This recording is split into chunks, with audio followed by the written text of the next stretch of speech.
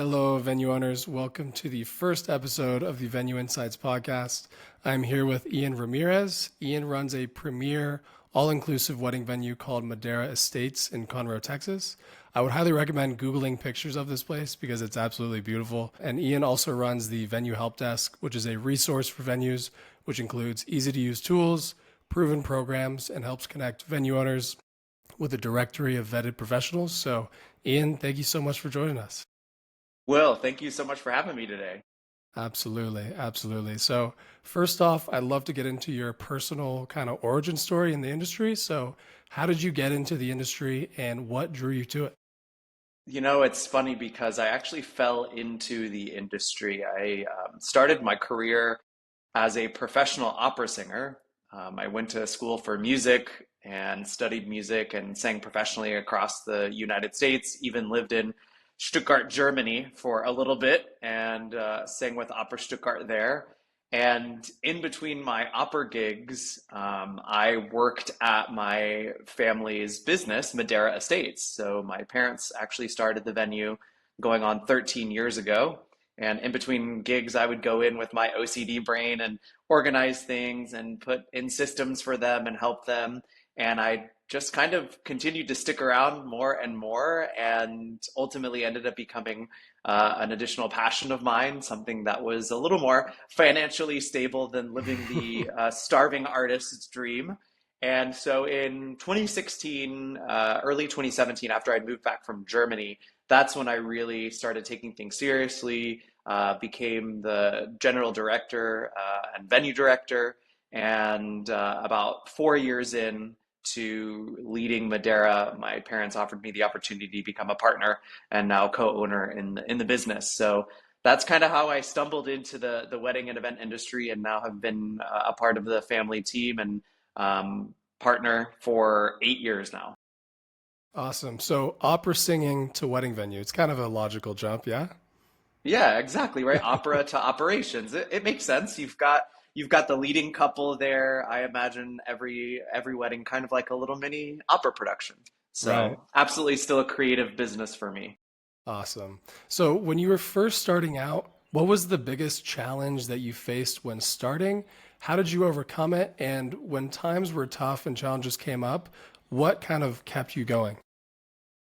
I think the biggest challenge for Madeira when we first started was just the barrier to entry, not knowing much about the hospitality industry, not knowing what it took to start a wedding venue. And no one in my family, myself included, my parents had no background or experience in the wedding business. My stepfather was in land development and was an overall entrepreneur. My mom was a nurse growing up, so they just really didn't have that experience. And I think really what allowed them and even me when I jumped into the business to overcome it was just throwing myself into education and finding those people that would be able to help us reach our goals. And I'm a firm believer in the who, not how mindset. If you've ever read that book, especially, it's a great read, Who, Not How. Finding those either mentors or coaches that can really help guide you through that process. And I would say when things were tough, when times were tough or challenging for any of us, we really relied on those people to give us their experience and their expertise. Because the truth is, chances are there's someone out there that has struggled through the same thing that you are currently struggling with. So you're not in it alone. So absolutely tapping in those people and resources to help you get through those tough times, I think, are really important. So, who were the biggest mentors for you, like early on in your career within the industry? I would say for us as a business as a whole, there's a local venue actually here in Houston that really helped us get off the ground, consult with us. And then me personally, when I jumped into the industry, there were a couple people that I really leaned on in networking circles, especially being brand new to the industry. I really needed some people to kind of introduce me to the network, not only here on a local level, in Houston, but on a national level as well. So two people come to mind that really helped me get my start in the industry. One of my favorite DJs here in Houston, Daryl Ripley with DJU Entertainment. Really, I credit him to getting me connected into the industry when I first started. And then on a national level, I think a woman named Kaylee Weiss, she's based in Austin with Mel Dean. Shout out to Kaylee. I started taking the industry and what I did very seriously about 3.5, 4 years in, and I had met her at a educational event, and she was like, "You totally can get into this space and have a platform." And so I really credit a lot of my success to her just kind of believing in me and taking a chance on me and supporting me. So those would be the two Mm. people that I would say are big mentors to me. Mm.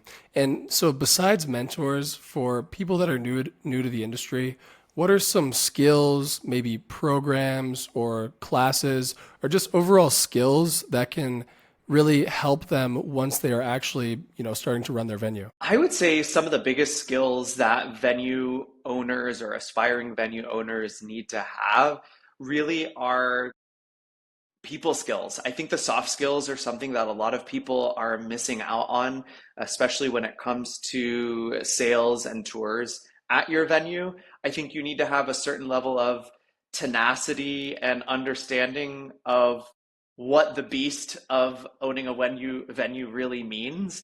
I think there's a misconception that owning a wedding venue is glamorous and it's a lot of fun. And while both of those statements are true, I think people don't understand the amount of work that it takes owning a physical building and the maintenance of a building and just dealing with so many more things that I think aspiring venue owners really don't think about, especially people that are wanting to incorporate this as maybe some retirement strategy. It's definitely not going to be smooth sailing and a simple, easy breezy retirement plan. So those would be the two pieces of advice that I have: tenacity, and then really the soft skills, those people skills, having that ability to understand and work with others. Mm. And early on, you said that you really started to have success around the 4 year mark. Was there a moment or a landmark in that journey where you kind of realized where you're going in the right direction? And when you figured out that your venue, like, yes, my venue is going in the right direction and this is going to be a success. And if so, what was that? Yes, I would say probably around year 3 or 4, we had gotten our feet under us, if you will, and had a lot of systems put in place and started establishing a name for ourselves.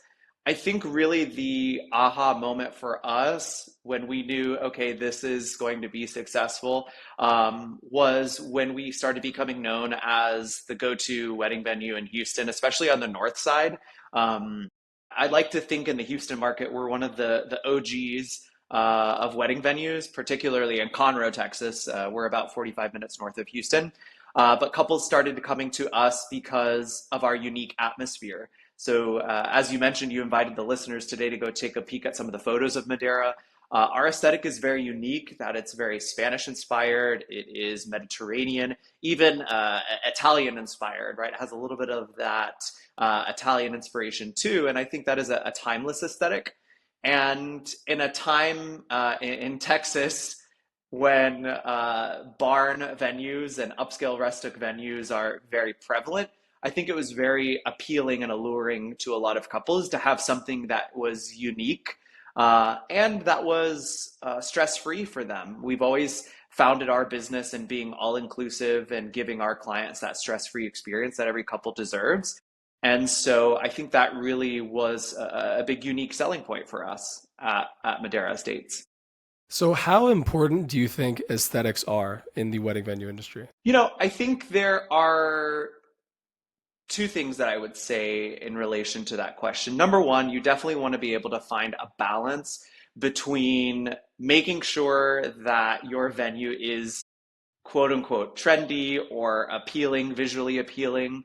But I think there's a misconception in the mindset that build it and they will come, because that just isn't the case anymore. And I have a whole lot of things that I could say about marketing, which I'm sure we'll talk about in a little bit. But I do think aesthetically pleasing, knowing what is trending and knowing the market that you're in. Every market is different. So I can't say, that Houston is going to be the same as Charleston is going to be the same as Los Angeles because every market has, their certain set of venues already. And so I think the aesthetics do come into play when you're building a new venue, especially if you're in a saturated market. In today's competitive climate, I don't know if I would build a venue in the South that is another barn, right? And so I do think aesthetics to some level are very important. And so you really just need to be able to look at the market and see what it can support.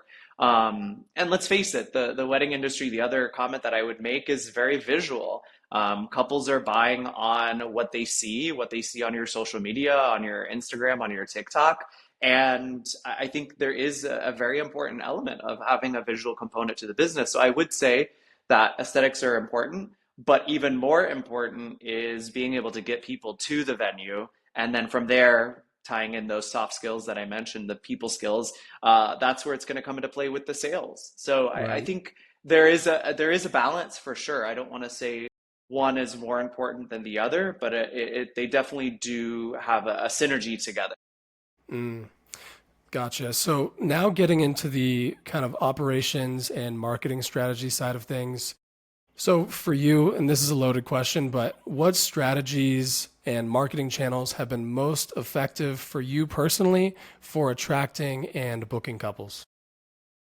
I think it's evolved over time as the industry has evolved. When we first started the venue, you know, social media really wasn't the beast that it is today.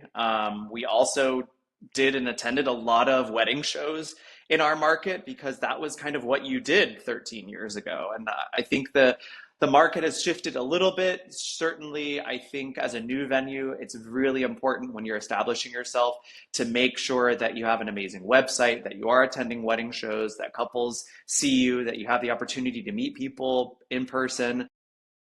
But I think today, if I were to answer that question, what strategies are most effective for attracting and booking couples today in 2025? I think for us, it really is leaning into making sure that your website is high performing, that you have transparent pricing, that you are omnipresent in this multi-layered marketing approach. Because the truth is, there's not one silver bullet. And I think a lot of venues have a misconception, or anybody listening today, vendors even, they have a misconception that one marketing strategy is really going to be the end all be all, when the truth is it's a layered approach.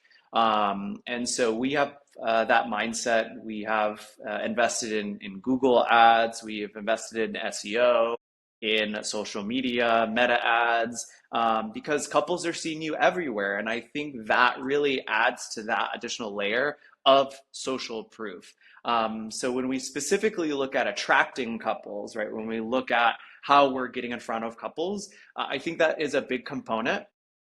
Something that a lot of venues don't think about is using their client experience really as a marketing tool, right? Or as a talk trigger, if you will. What are the things that your current couples are saying about you, about their amazing stress-free wedding planning experience, that is going to make other couples want to come get married at your venue?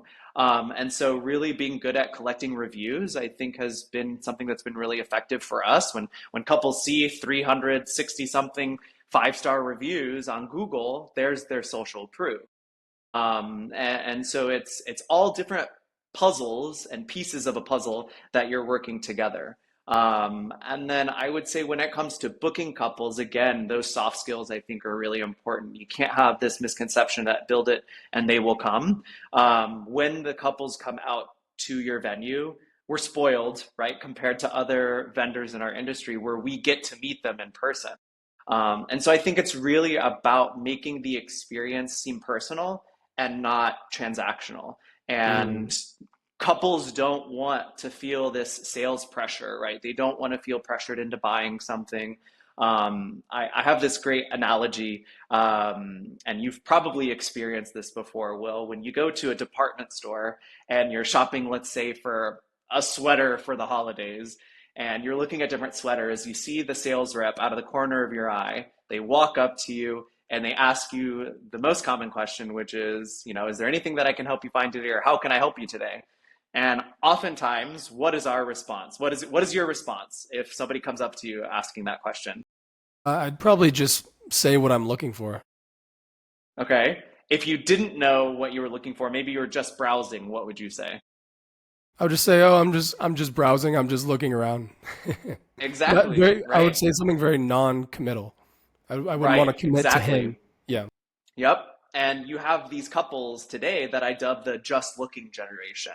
Mm, And so they're just kind of browsing, right? They don't want to be bothered. They don't want that pressure. And so for me, it really comes down to knowing how do we build a relationship with our couples when we are touring them.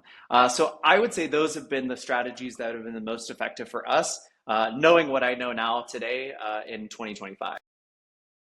so being personable and actually building the relationship with the couple when they're out on the tour, rather than just kind of going through the motions, just saying, "Hey, we have this feature, we have that feature, blah blah blah." Just really trying to build that relationship equity.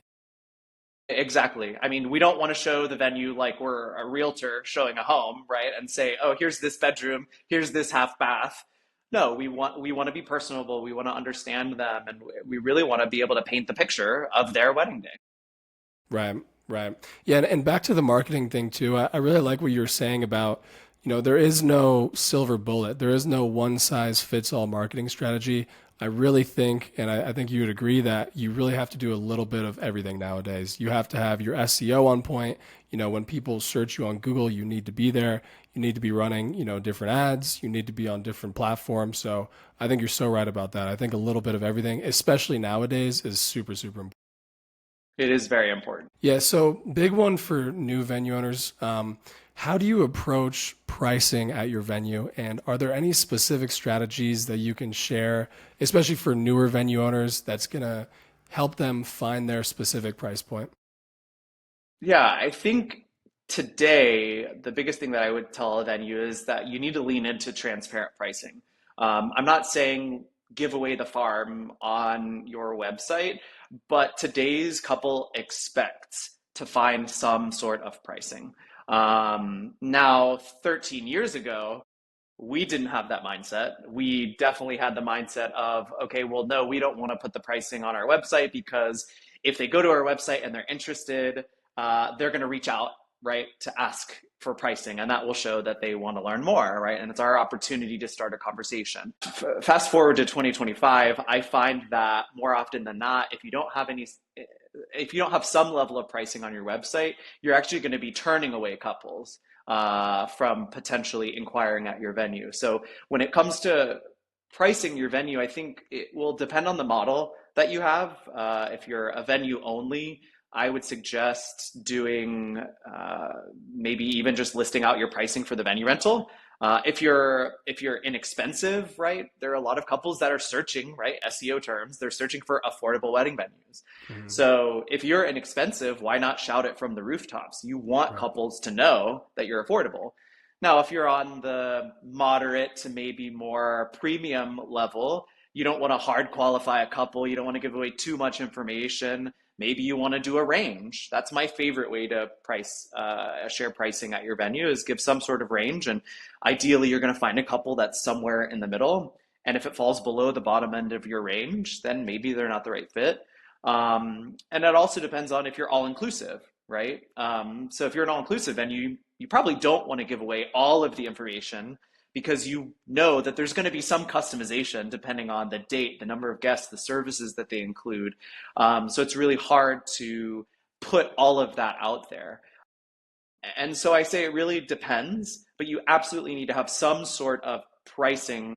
Again, my best method is the pricing range, whether you're a venue only or you're all inclusive, some sort of range that can give couples an idea of what they would spend at your venue. A simple phrase as, the average couple at Madera Estates spends X to X. And that's a great way to kind of show and qualify to those leads that are inquiring at your venue. Gotcha, gotcha, gotcha. So during slow seasons or off-peak months, are there any events that you host during those times, specifically for weddings, of course? Are there any things or events that you host during those times to supplement that income? So I would say the biggest thing that I focus on in slow season months, I mean, in Texas, it's hot over the summer. There's nothing that I can do to take that away. It's one of our slow seasons. Several couples tell us, they don't want to get married outside. We have an outdoor ceremony site. They don't want to get married outside in the 100-degree heat. And you know what? I can't say that I blame them. So we've come up with strategies to be able to promote those slower seasons with dynamic pricing, unique package offerings, which I think really help us sell the slow season dates. But strategically with our off season months, oftentimes what I'll do is I'll run what I would consider one-time promotions for our current booked couples. So if I'm needing to look at my cash flow for the summer, I know fall is coming. I know there's an onslaught of busy weddings. Busy wedding season is coming. Well, maybe I'll release a one-time offer where it says, hey, we're going to offer an additional hour on the reception extension for these 2 weeks. If you buy it now and pay for it now, meaning I can get that cash flow at that point in time, maybe in July, it incentivizes them to spend more money. And so I really focus on this concept of being able to increase revenue per existing booking. Because outside of the strategies I shared with you to be able to book more weddings in the off-season months, we don't really host events, revenue generating events, I should say, in our slow season months.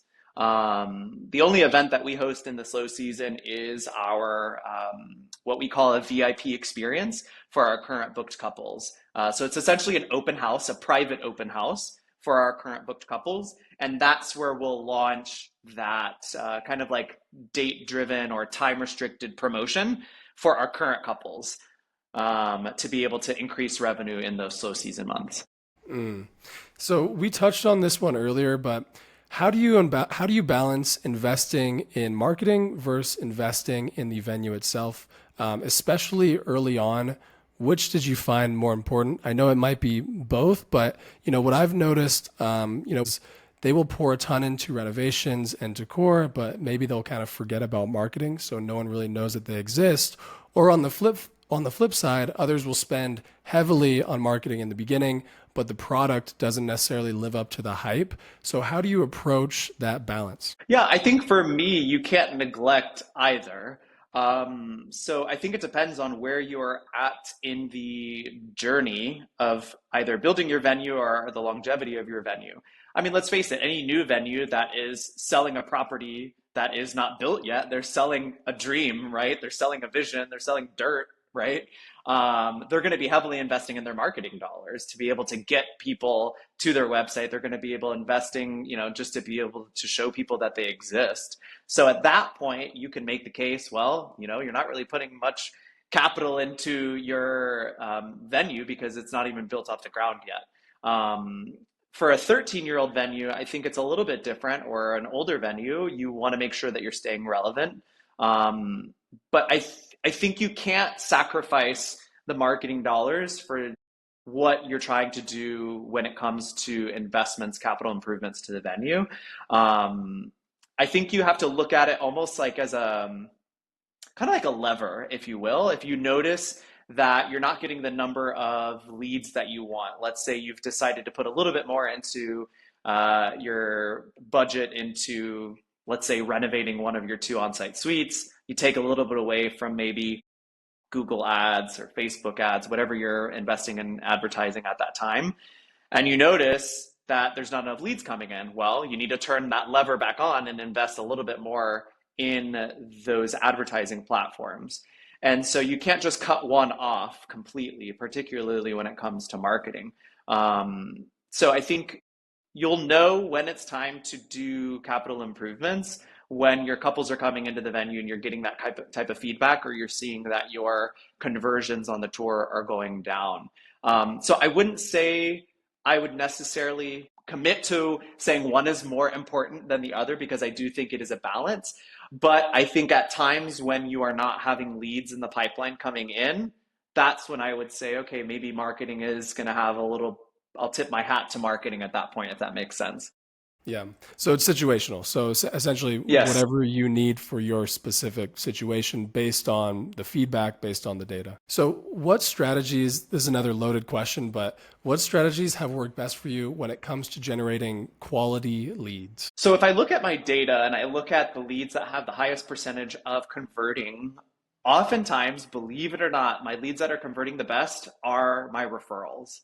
I think there is something about investing in your client experience, giving your current couples the best experience possible, because then they will in turn go out and become those spokespersons. They're going to be the mega fans. They're going to have that megaphone shouting your name from the rooftops. And I think in today's market, most couples are, most consumers for that matter, are, not super trustworthy of brands, right? And so that's why I think they trust reviews. They want to look at the experience that other people are having. They're going to trust their family and friends. And so I think when it comes to generating the best leads, it always comes from investing in that client experience, so that they in turn can become a mega fan and help us convert more of our leads. I think after that, it's hard to compare. People ask me all the time, they're like, well, where do your best leads come from?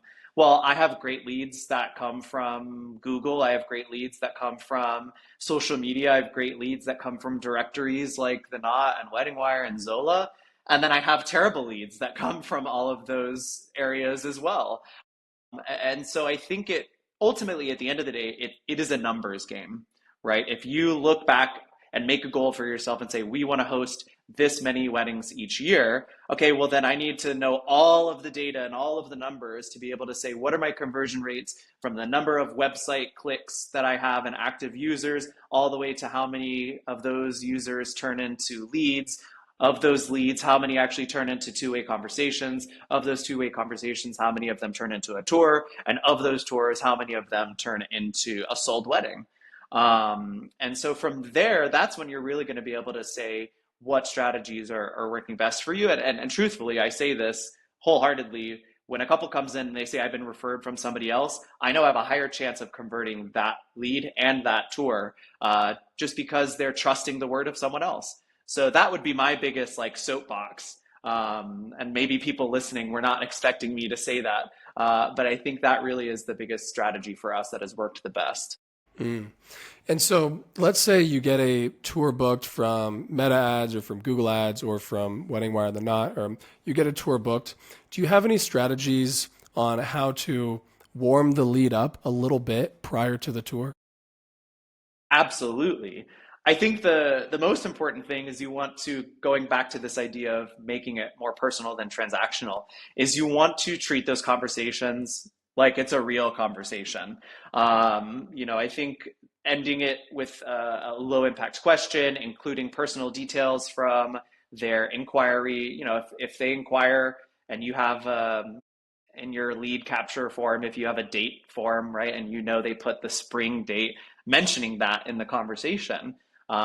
If they've inquired at your venue, their spring date, you've had some correspondence with them, you say, oh, our rose bushes look amazing in the spring, they book their tour, you send them that confirmation. Maybe before they come out for the tour, you send them a blog post that reminded them or reminded you of their wedding, that say, hey, Will, this reminded me of you and your fiance. I know you're looking at a spring wedding. Check out this previous spring wedding that happened at Madera Estates. And so it's making it seem more personal than transactional. So warming up the lead in that regard, I think, is really important. Always adding valuable content to them versus just like, oh yeah, by the way, your tour is tomorrow at 2 o'clock. Instead of doing that, saying, hey, I'm so excited to show you the venue. I know you're interested in a spring wedding. While you wait with anticipation to come see our venue, here's another spring wedding that I'd love for you to check out. Those are kind of the ways that we focus on building value and making it a little more personal before they come out for the tour. Yeah, a personal touch. It goes a long way. Yep, absolutely it And does. and that's in every industry, every business. If you can make that extra effort, it will go a very long way for sure. So for newer venue owners, what would be the biggest piece of advice that you would give for someone who maybe wants to get into the industry? Someone that wants to get into the industry, if I were to give a piece of advice, is before you decide to commit to building, breaking ground, anything like that, go find a venue that is willing to let you shadow them for maybe a week or even a month. Be there on wedding day. Let them, know that you're interested in this industry. Really experience it. Get their full feedback. Because again, I mentioned this earlier. I think there's a misconception that our industry is fun, it's glamorous, and it's easy. When it is actually quite the opposite. I think there's a lot of emotional investment when it comes to owning a wedding venue. I think owning a physical building is a lot different than being maybe a photographer or a florist. Your investments are different, and the crying baby, right? That's kind of what I equate owning a venue to. It's always going to be waking you up in the middle of the night. It's always going to be needing something. It needs to be fed, right? It needs to be burped. It's ongoing, whether it's maintenance, it's making sure that you're managing your leads effectively, that you're making sure your CRM is working on a regular basis so you can't just set it and forget it. So it's always something. And so I truly do give that as my number one piece of advice, is go shadow a venue owner for like a week or a month to really get the ins and outs and understand a little more about the business. So you're telling me you don't just get to set up cute weddings all day? There's more I to it? don't. There's more to it, right? There's brides getting frustrated that it's going to rain. They're stressed out, because of XYZ. Their problems become our problems. And so I think if you're wanting it to be kind of like this passive investment, especially as I mentioned earlier, I just don't think it's the right business for you, because it is a lot of work. It's fun, don't get me wrong. But I am always very upfront and honest, I think, about both sides, the ugly and the beautiful parts too. Mm. And so, what common mistakes do you see new venue owners make? Is it undercharging? Is it not investing in marketing? Is it not having systems and processes in place? Is it not, hiring enough people or maybe overhiring? What would you say is the number one, or just common mistakes that you see venue owners make? I would say three common mistakes that I see venue owners make. Number one, I think, is that they don't manage clients' expectations and they don't protect their time. Now being in my role 8 years, being a partner in the venue now going on 4 years, I think the most important thing that I have changed is my boundary setting and being able to manage clients' expectations, because inherently in hospitality in the wedding industry. I think people think we're in a yes business. And while I want to agree with that sentiment, I think it's very dangerous because it becomes a slippery slope, where we are constantly showing our clients that we're always available for them, that we're going to say yes no matter what. And so I think one of the biggest things that I would tell a new venue owner is protect your time, protect your boundaries, right, and your values, because there will be people that try to take advantage of that. That would be number one, the number one mistake that I see. After that, I would agree with the sentiment about cutting marketing dollars. I think you have to invest in your marketing, particularly, no one wants to talk about it right now in our economy, with talks of recession. But if that does happen in those times, in those challenging times, I think back to getting through COVID and, the pandemic and what happened through that, you have to lean into your marketing. So while people want to shy away from investing in their marketing dollars, I think you actually in those times have to lean into it. And ultimately, I'm not saying that our industry is recession proof. I think at the end of the day, having a wedding is a luxury. People will still get married. And it just may look a little bit different, right? And so at that point, you need to lean into your marketing. You got to look at, okay, well, maybe we need to adjust our pricing a little bit for the interim. Maybe we combine services to create a different package. So I would say that is mistake number two, is cutting marketing in those tough times. And then I would say number three is really not documenting their processes. It's really dangerous for a lot of things to live inside of your head. So like you mentioned, right, SOPs, you don't want to be caught with your pants down where a team member, heaven forbid something happens to them and they don't have it documented or they don't have a password somewhere. And I'll be very vulnerable and transparent. That happened to us to an extent a few years ago when my dad died. There were a lot of SOPs in place for executing weddings and most everything, but there were a few things that didn't have an SOP or we didn't have access. And so when it comes to creating your standard operating procedures, when you talk about legacy planning for any owners that are listening today, maybe they're thinking about selling their venue or they want to retire, they want to pass it on to a child. I think making sure that you have those foundational systems in place and it documented somewhere is so important because you want to think about if one of your team members gets hit by a bus today, right? Not that I want to talk negatively, but could I pick up a wedding for them, right? I think of one of my wedding coordinators. The systems we have in place, I could easily step in, right, to fulfill their role because we have all these systems in place for that. So I would say that would be the third one. I think those are the three most common mistakes. So managing client expectations, not investing in marketing and SOPs. Yeah, absolutely.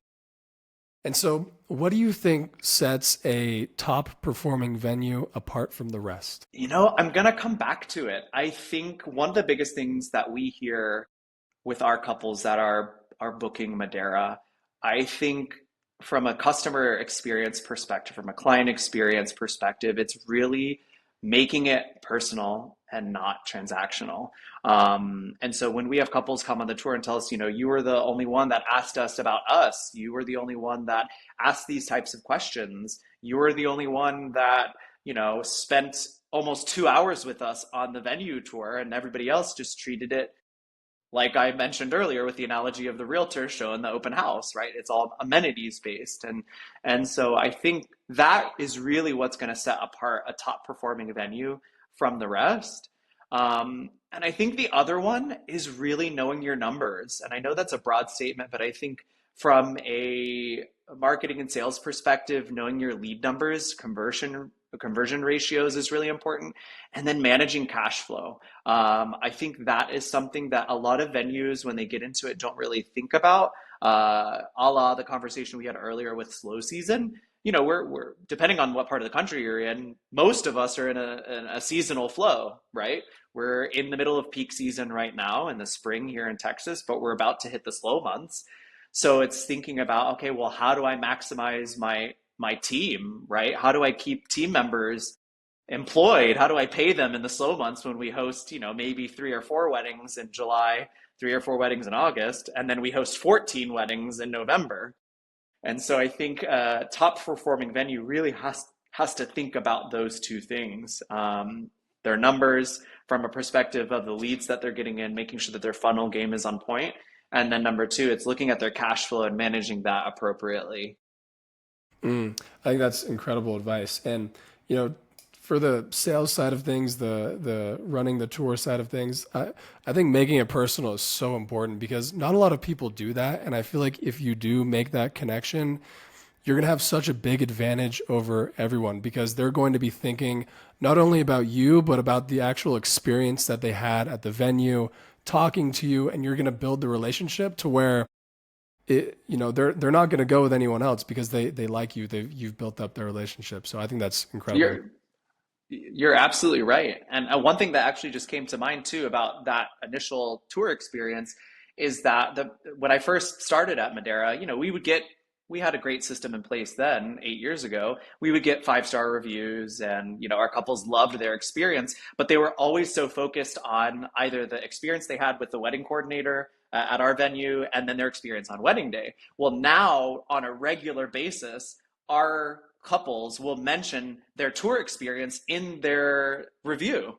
They'll say it all started with, Paul, who's my husband. It all started with Paul or Ian because they gave us an amazing tour and they just made us feel at home, blah, blah, blah. And it carried through all the way to wedding day. Right. And so when we started getting reviews like that, I knew we were doing something right. And there really is a lot of power in building that relationship in that initial tour. And so to go off on that, besides, being really personable at the actual tour itself, Are there any like little touches that you like to do on tour day? Like any extra, like do you bring them champagne or just any things like that that can just help kind of initiate that relationship? Absolutely. So I think one of the biggest things is we like to show the venue on wedding days, which listeners today might be like, oh my gosh, how do you have the ability to show the venue on a wedding day and do a wedding? Well, we have two separate teams. We have a sales team and then an execution team on the wedding coordination side and event side. And we do that because it really taps into the senses and it helps us maximize our efforts and it makes us more efficient where we have everybody at the venue on one day. We know the venue is going to be clean because it's set up for the wedding that day. We know it's going to look great because the ballroom's got linens dressed. We're going to make sure it smells good, but it's really about tapping into the senses. So when it comes into making it more personal, we serve them a glass of our homemade signature sangria. At Madera Estates, we call our tour days on Saturdays Sangria Saturdays. If I have a busy tour day, if I packed tour day, I'll work with some of my vendor partners like a caterer or cake baker to where I can maybe give them a few appetizers while they're waiting for us to put a proposal together. I'd love to send them home with a little bit of a sweet tooth with the cake box when they leave the venue. But I think more importantly, the personal touches that we bring into it is going to be collected on the information that we collect when they register for the tour, whether we're stalking them on social media or we are finding out during the sit down portion of the tour that, let's say, a groom went to Texas A&M University. We're using all of those tools and research as arsenal and our talking points. And it allows me to be able to sell and show the story of their wedding day versus just saying, oh yeah, this is where you get married. So for me, it's really about tapping into the senses and then also bringing out the talking points that are personal and meaningful to them. Mm, that's such a great idea to have the tour on an actual wedding day because then they actually get to see the whole thing set in motion. They get to see the actual finished product. So that makes so much sense to do it that way. Yes. So, Venue Help Desk. Can you tell us what Venue Help Desk is and what inspired you to start it? Yeah. So Venue Help Desk is my new labor of love. It's a new business that I started with my husband, Paul, who also works with me at Madera Estates, and then our business partner, Shannon Tarrant, based in Orlando. We are that go-to sales and marketing resource for wedding venues. Our goal really is to help you attract more quality leads, convert them into bookings, and help you optimize your operation. And so we are essentially venue coaches. We specialize in online courses. So we're launching our lead conversion lab. So if you're struggling with getting more leads to turn into tours, that's something that we help venues with, as well as our Tour to Yes Success course that we host annually. We hosted our first group of 50 venue owners this past fall and really helping them increase their conversion rates from their tours into sold weddings. And I would say what inspired us to start Venue Help Desk was a couple of years ago at a wedding conference. Shannon and I walked out of a session and were just like not inspired by what we were hearing from the educator. And we said we would love to be able to get into this because we have a lot of knowledge that we have learned over the years, and we have a passion for helping and serving other people. And so in 2019, we both started jumping into the speaking and educating space and coaching space. And we had kind of been doing it independently of each other. And then in 2023, we were at another conference and we said, this is what we need to do together. We need to start a coaching platform for venue owners. And we just ran with it from there. So we started in 2023. We kind of beta tested at a wedding conference fall of 23, and we didn't even sell them anything. We just wanted to know what the venue's problems were. So we just kind of did grassroots guerrilla marketing and figure out what most venues are struggling with. And, several of the topics that we talked about today rose to the top of their list. And so that's what informed us to create the courses that we have now. We'll have another course that we're launching called the Open House Playbook for venues that host open houses as a part of their marketing and sales strategy. But it's really about giving them that on-demand learning to where they can access it at any time. They don't have to wait for a conference or a local networking event. They can go in and register for those courses at any time. But our goal, again, is really to help you attract those quality leads, convert them into tours, and really make your job easier, right, with those SOPs and optimizing your operation. That's awesome. So it's a coaching program that covers all aspects of running a venue. And are there specific pain points that you cover? Like, are there focuses in the program, or is it just all encompassing? So I would say we really do focus and specialize in the lead portion of the venue process. So making sure that you have your transparent pricing on your website, getting them to actually fill out your contact form, converting them from just an inquiry into a booked tour. I would say that's really the focus of our first program that we have, Lead Conversion Lab. Then the second program is the Tour de Success. That is a la creating that personal touch on the tour, strategies and sales strategies to be able to convert them just from a just looking couple into a booked couple. And then focusing on that third tier of the open house playbook. So helping venues maximize their open houses to be able to actually make them convert. I think there's a lot of misconceptions when it comes to hosting an open house and how to maximize that experience and maximize your effort and investment. So I would say specifically, we're focused more on that sales component. But then we also, of course, have a lot of experience in other areas of the venue. So whether it's helping you set up a bar program or collecting more reviews, we have resources for that in terms of one-on-one coaching calls where we can help you talk through those struggles and pain points too. Oh, that's awesome. And so are the packages set up for kind of each level of venue ownership? So like the first package is mainly for newer venue owners and then it goes up from there? So I think it's really encompassing to any venue owner that's wanting to better their lead inquiry process to converting them into the tour. And then the sales process, I would say, is a little bit more next level for venues that are wanting to take it from transactional to personal. So the programs do build on each other. So we recommend taking Lead Conversion Lab first, followed by Tour de Success. But of course, you can take them at any time that you want. And then the open house playbook is kind of one that's off in its own little bubble. They're not really related to the other two courses. But for us, it's really about any venue would be able to take these courses and implement them at their business, whether they're a new venue, whether they're a veteran venue, whether they're a venue only, they're all inclusive. We've tailored these courses to be appealable and appealing to all different styles of venues and different times in their longevity. Awesome. So how can venue owners reach out to you? How can they get involved with your program and sign up? So if they want to come check out Venue Help Desk, they can visit our website at www.venuehelpdesk.com.